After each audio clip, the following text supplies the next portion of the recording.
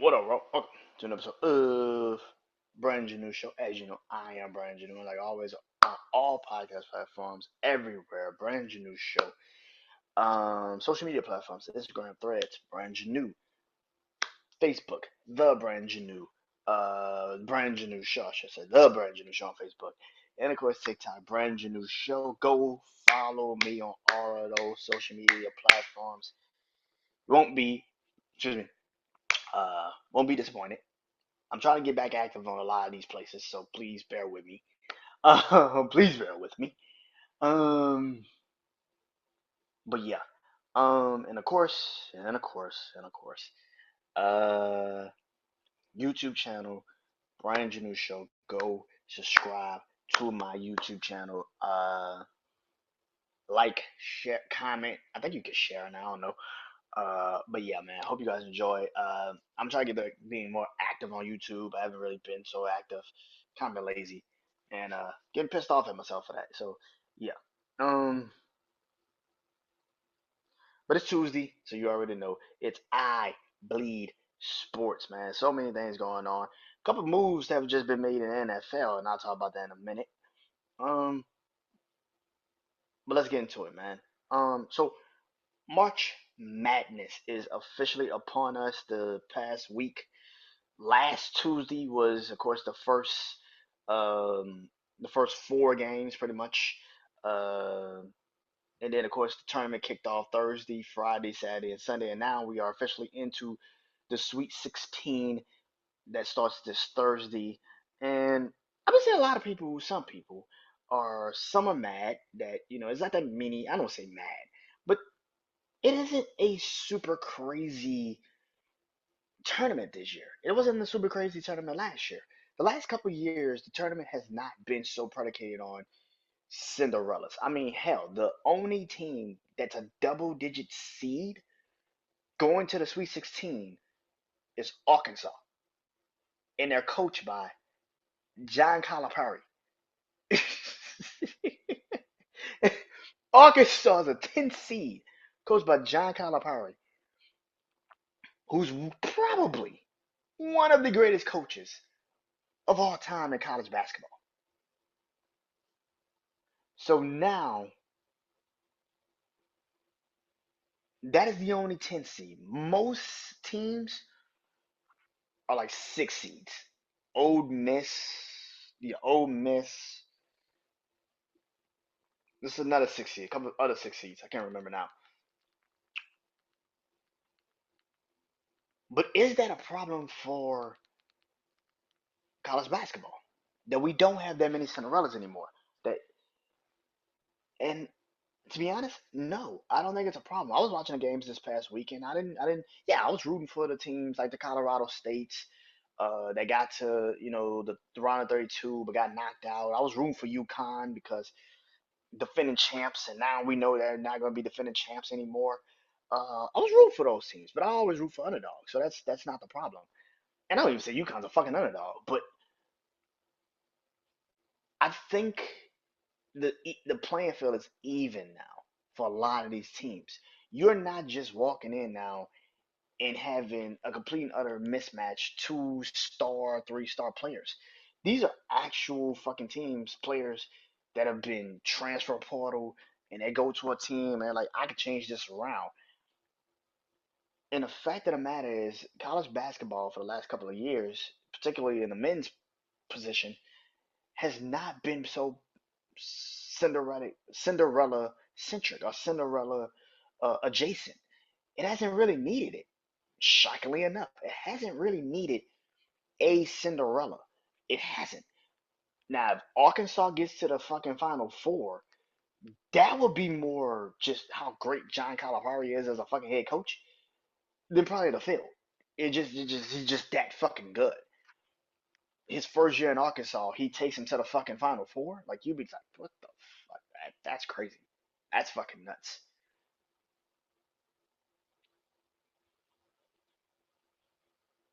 But this is a pretty intriguing situation. I mean, look at the SEC. The SEC started off with 14 teams in the bracket. How many made it to the fucking Sweet 16? Arkansas, I think Tennessee, Ole Miss. Of course, you had the two number one seeds in Auburn and Florida. They made it. You had, of course, like two, three teams that were two seeds that were on the SEC. They've made it. It's ridiculous, man, and that's the thing. Like, I'm not too surprised by this. Now, what I will say is this: is the ACC in the Big East shit the bed this past weekend. I mean, goddamn, the ACC and the Big East shit the bed. Those are the two conferences. I'm just like, fuck. My North Carolina Tar Heels should have never been in there. They should never been in there.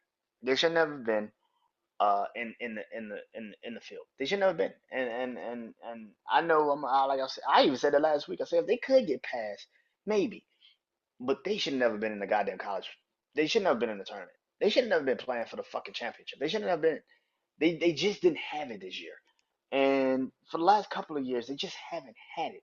And there is a time where we need to start talking about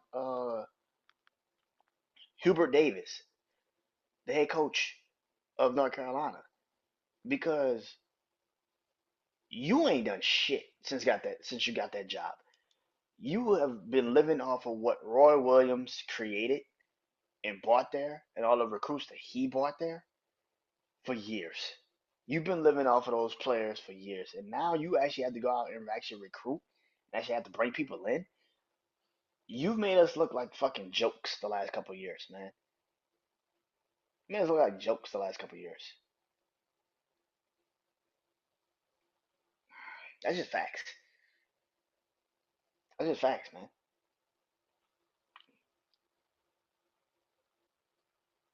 The Sweet 16 is going to be interesting for the men's this year. I don't know who makes it. Um, I will say Florida and Houston having the scares that they had, not the best time to have them. If I was to ask who's the most vulnerable going into the Sweet 16 this weekend, it would probably be Houston. Out of the one seeds, it would probably be Houston. Houston is the most vulnerable out of the one seeds. I don't think Florida's that vulnerable. I don't think Auburn's that vulnerable. Duke definitely is not vulnerable right now. Um, Listen, man, as long as Cooper Flag is up and upright and playing, Duke ain't losing no time soon.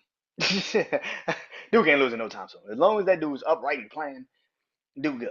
Duke is fucking good. We don't have to worry about that. But I would say Houston is the one that has the most to lose because Houston is so good. But I think if you could break them out their zone, you can beat them, and that's where the interesting part kicks in. So yeah, yeah. Last night also we lost a massive star in the women's tournament last night, Juju Watkins. She tore ACL, man. Prayers up for that young lady, man. Hopefully she recovers, comes back, uh, and get back to what she was doing. One of the best women basketball players right now in the world. I mean, yes, that's including the WNBA. It sucks that USC has now gotten to this point of relevancy again in the women's ranks, with another captivating, game changing type women's basketball player like Juju Watkins, like they had back in the day with Cheryl Miller. And then you're right there. You're about to do it. You're about to close the door. You're about to get to it. And then she gets hurt. She gets hurt. It fucking sucks, man. Like, yeah, that shit hurt my heart a little bit last night. I ain't even gonna lie, that kind of hurt my heart last night. I was like, damn, damn, damn. That hurt my heart, man. That hurt my heart. Um, but yeah. Um, Hopefully she comes back. She gets back to greatness like she's been. And yeah, we shall see. what happens. But yeah, that hurt my heart. LSU women, shout out to them. They're going to the Sweet 16 again. It will be intriguing what happens with them. UConn going up against USC. If USC can get out the Sweet 16, them versus UConn is gonna be a hard ass matchup. Paige Becker's that UConn Huskies women team has always never been. It's not a fucking joke when they're healthy. It's not a joke. They're not a joke. So yeah, but yeah, uh, yeah. Like I said last week, the women's tournament is way more intriguing than the men's. Now losing Juju Watkins has definitely pissed me off a little bit. I'm not gonna lie, but yeah, man, yeah.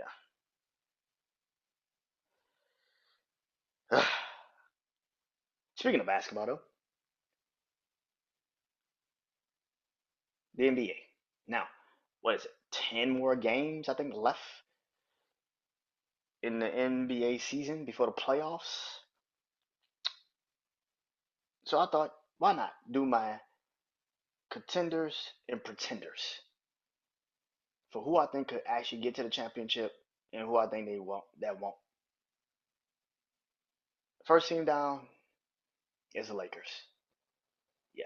Now last night, yes, they lost to the Orlando Magic.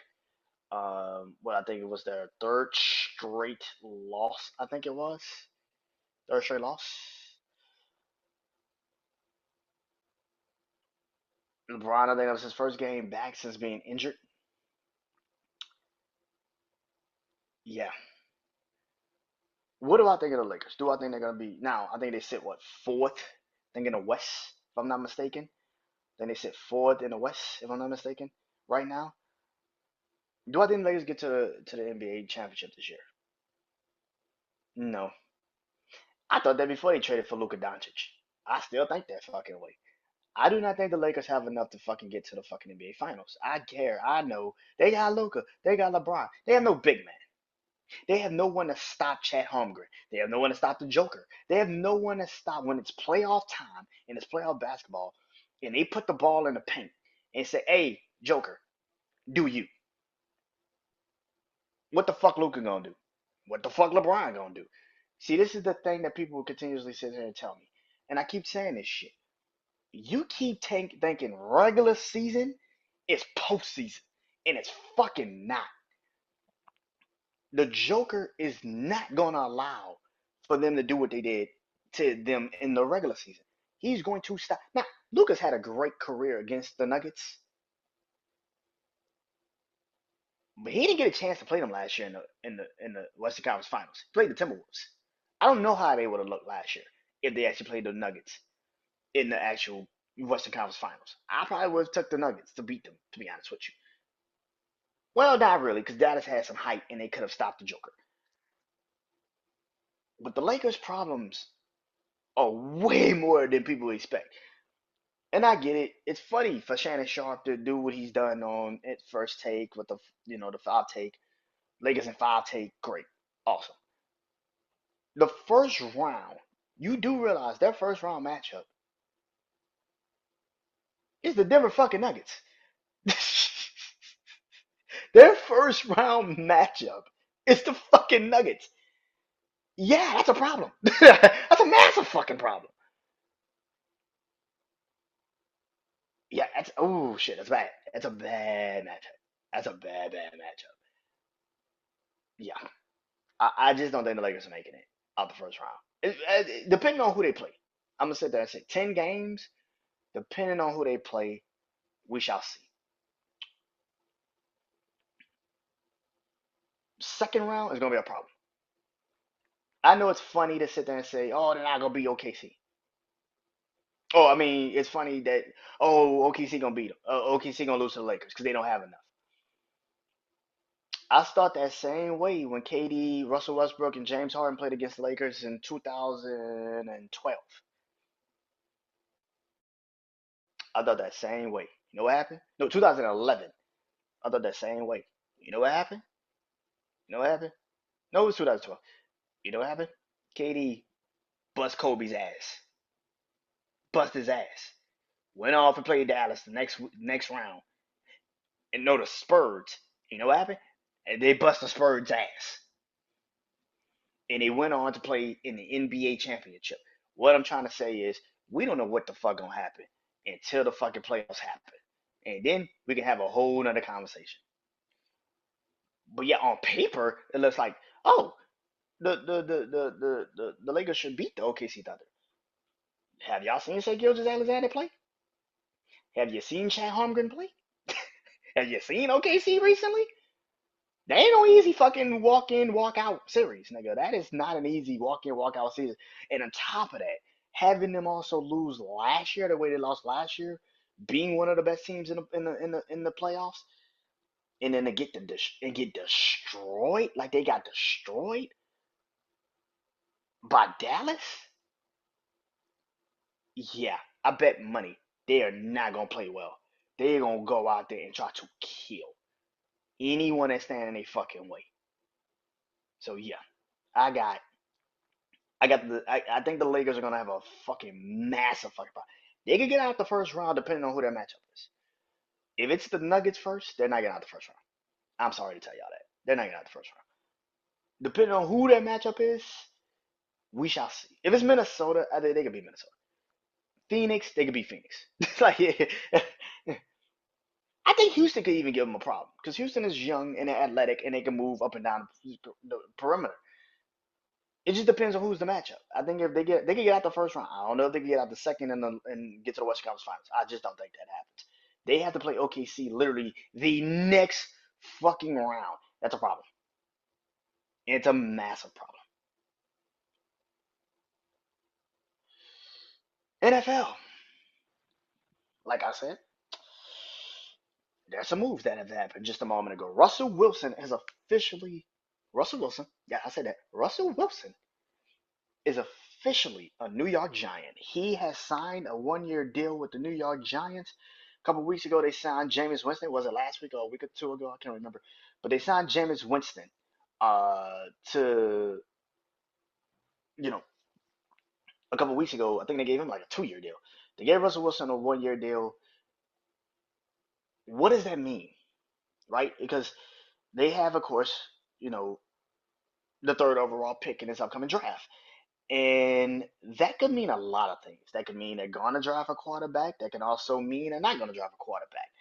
They've probably did their homework on their quarterback situations and said, okay, Cam Ward, Shador Sanders, maybe even Jackson Dort, they're great.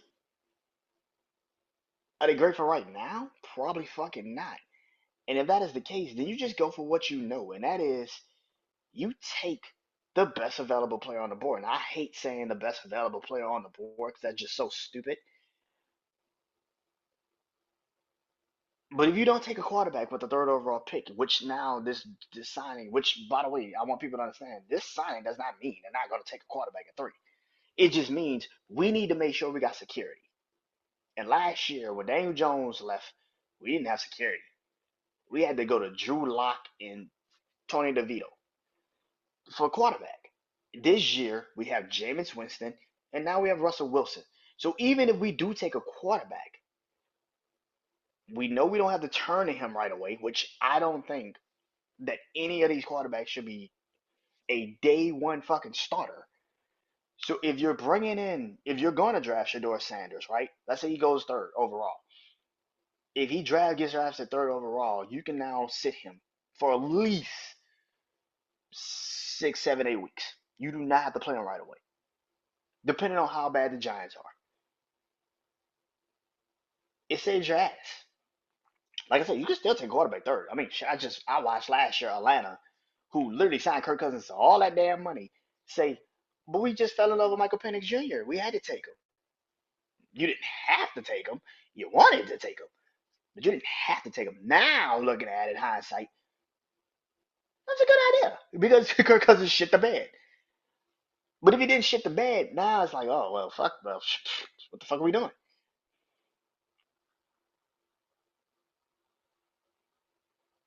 But Russell Wilson is now a Giant. I still think they still take quarterback third. I do not think They have changed their philosophy. They have changed their mind. I think they still take quarterback third now. Probably also depends on what happens with the Tennessee Titans and the Cleveland Browns at 1 and 2. Do they now look at that situation and say, okay, they're probably going to both take quarterbacks? If that is the case, we probably need to get more security at the quarterback position outside of just Jameis Winston, Russell Wilson.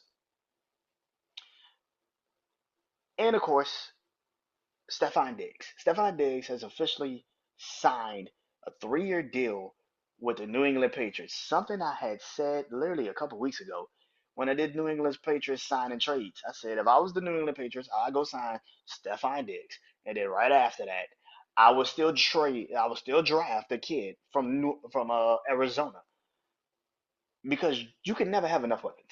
And you have a good quarterback in Drake May. You don't have to worry about your future. Your future is secure. You got a good quarterback. So I like the deal. I like Stephon Diggs getting a 3-year deal. He needed security. He wanted to make sure no matter what, I am secure. I am not going anywhere no time soon. I am good. And on top of that, you stay in a division. You go back to a division that you kind of know very well in the AFC East with the Bills, in the Jets, in the Dolphins. And now you get to play the Bills 2 games in a row. Tell me that ain't gonna be fucking TV that we've ever seen. Tell me that ain't gonna be some of the best TV. Tell me that ain't gonna be some of the best TV. Stephon Diggs, imagine Stephon Diggs having a chance to knock the Buffalo Bills out of playoff contention in Week 18, or better yet, not just knock them out of playoff contention, win a division from them in Week 18 this year. Imagine that shit, boy. Out man. Okay, I'm all for it. You know I'm all for it. You.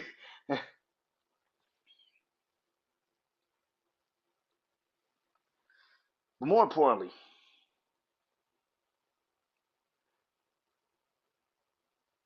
there's another quarterback that's still on the board that has not technically, technically been signed or talked about. Well, I don't say not talked about because if you turn on sports radio, that's all the fuck they talk about. Sports TV, that's all the fuck they talk about. And that's Aaron Rodgers. Aaron Rodgers is, of course, a free agent as well. And now this kind of does become a conversation. Now, last week, Minnesota announced that they would not be signing Aaron Rodgers. They are not going to go get him. They're not going to even entertain bringing him in, which is great for JJ McCarthy because I've been said, why the fuck would you do that? That just makes no sense. You drafted a kid literally last year just to sit there and tell him now, oh, we're going to bring in another fucking quarterback. This time, Aaron fucking Rodgers. Just shake his fucking confidence, why don't you? I thought that was a great idea. I didn't like the idea of them trying to even go bring back Sam Darnold. I thought that was a very stupid ass idea. You don't draft a quarterback 10th overall and then say, we've never seen you play. We've never seen if you can handle this situation. We've never seen it. You literally got injured in literally your first preseason game. We don't know if you're ready for that. So what we're gonna do is bring in another fucking quarterback because we are just so insecure and we don't know if you can handle it. Yeah, that makes all the sense in the fucking world. But the problem is that eventually Aaron Rodgers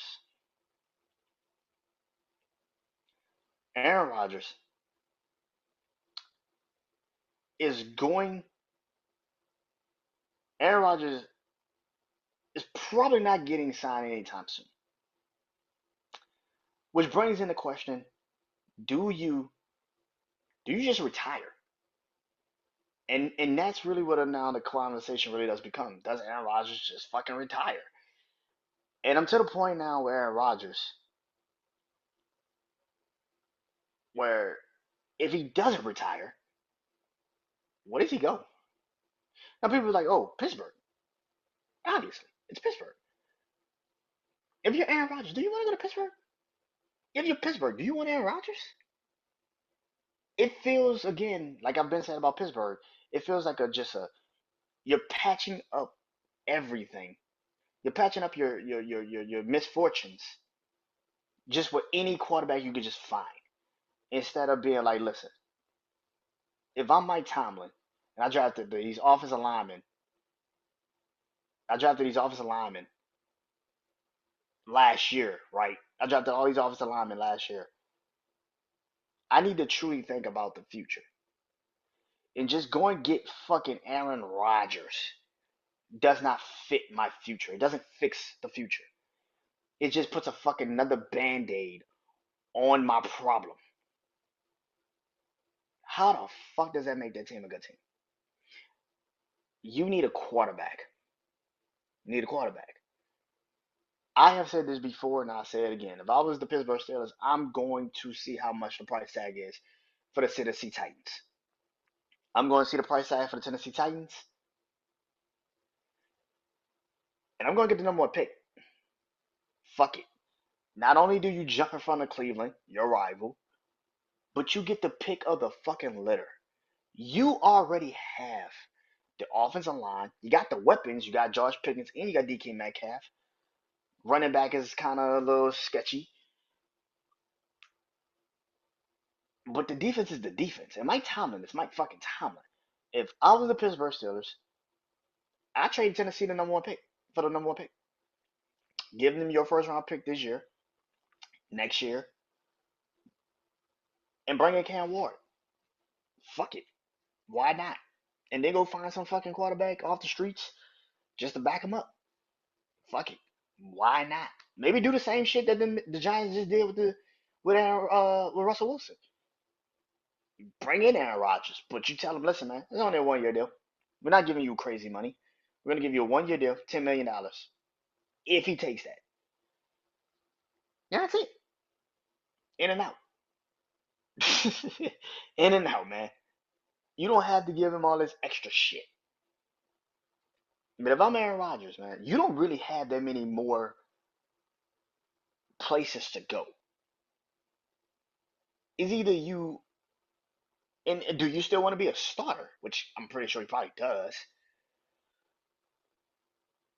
If I'm Aaron Rodgers, I'm looking at the San Francisco situation with Brock Purdy. I'm looking at the Dallas situation with Dak Prescott. You can't just sit there and say it's just Pittsburgh. I'm looking at every fucking situation I possibly could look at. Because if you don't, then you are completely and utterly handcuffing yourself to this one thing. And if it doesn't work, you might as well fucking retire. You might as well go ahead and sit the fuck down for the rest of your career and say, all right, I had a great career. And that's it.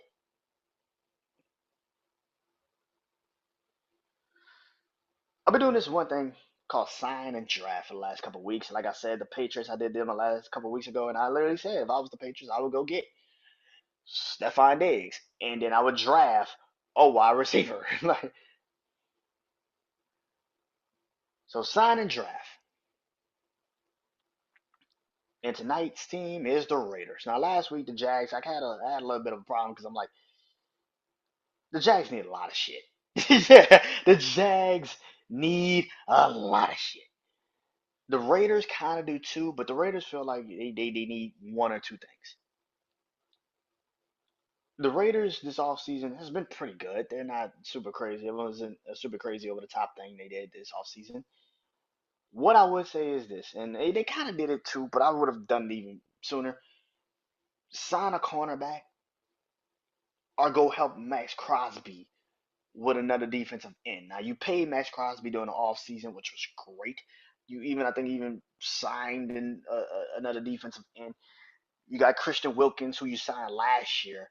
Christian Wilkins coming off of his injury this upcoming season. He should be healthy now. Boosted that defense. You got Pete Carroll as one of the guys. So defensive minded head coach, a player's coach, that would be great. Build that defense, get it right where it needs to be. What I would do with the draft for the Raiders